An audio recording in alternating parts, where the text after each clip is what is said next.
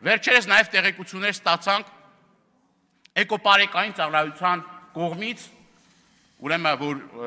այսպես գովելի էկոպարեկային ծառայության կողմից զբաղված են թմրանյութերի, չգիտեմ, շրջանառությամբ, ինչ որ Սյունիքում մի խայտարակ դեպք է տեղի ունեցել։ Խայտարակ դեպք։ Պարոն Պարսիլյան, պարոն Թորոսյան։ Նույնը նաև պարեկային ծառայության աշխատողների կողմից տարբեր, ուրեմն մենք եւ մամուլից եւ նաեւ վիճակագրությունը նայելով տեսնում ենք, որ այդ մարդիկ ուրեմն զբաղված են էլի թմրանյութերի հետ կապված էլի խնդիրներ կար։ Որ նույն պարեկային ծառայության աշխատողը ներգրաված է եղել։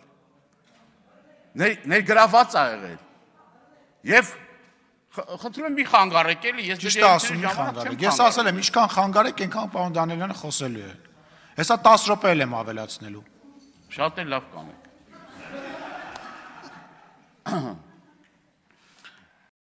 Չմոռանաք հավանել տեսանյութը եւ բաժանորդագրվել Civic AM-ի YouTube-յան էջին։